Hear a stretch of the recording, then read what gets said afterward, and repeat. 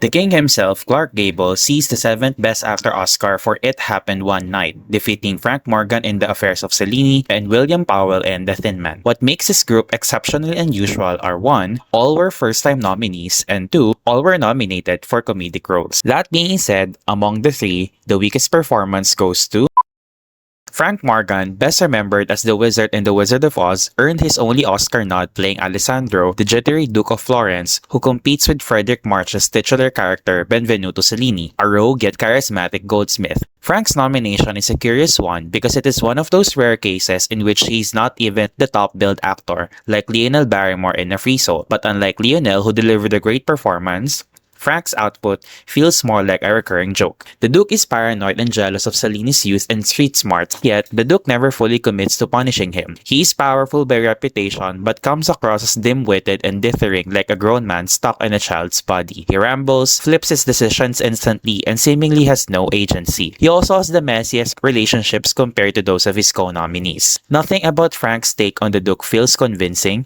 and all his scenes require him to do the same. Good night, milady. Good night, my lord. Oh, yeah.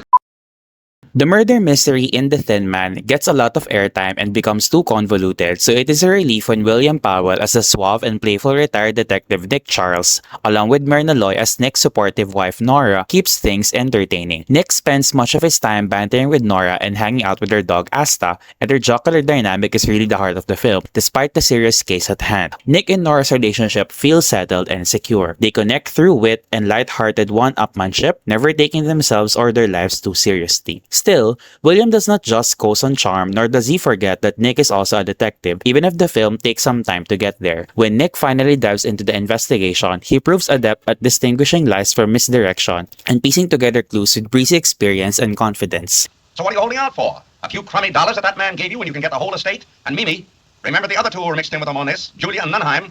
When he thought they might spill something, he bumped them off. You ought to know very well that he's not going to take any chances on you. What do you want to do, be next on his list? Why, you dirty little... Well, there's your murderer. Macaulay. Macaulay? Sure. What do you want me to do, wrap him up in cellophane? The Thin Man marked William's shift into romantic comedy, proving he was a comic master despite the producer's earlier doubts about his age and his previously more serious roles. While it launched him into a new phase of his career, it does not fully stretch his range, and Nick the husband is more interesting than Nick the detective. His work here feels more like an arrival of what is to come than a grand revelation of his potential, unlike my winner.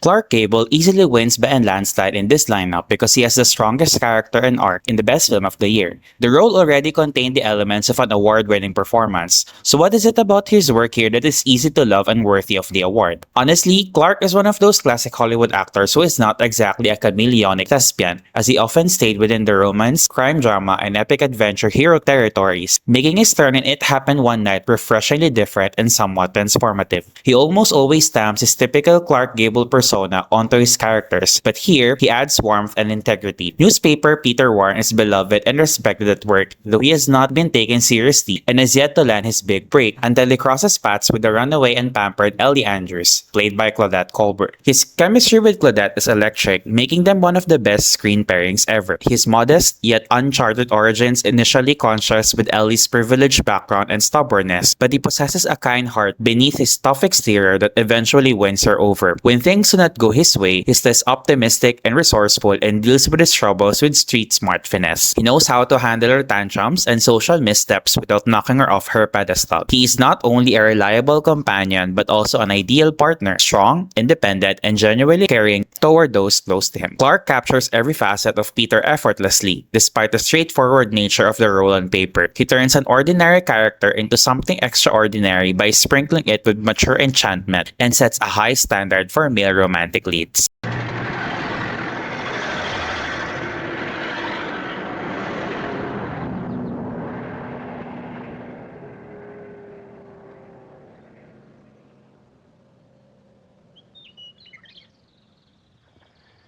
I don't think I'll write that book after all.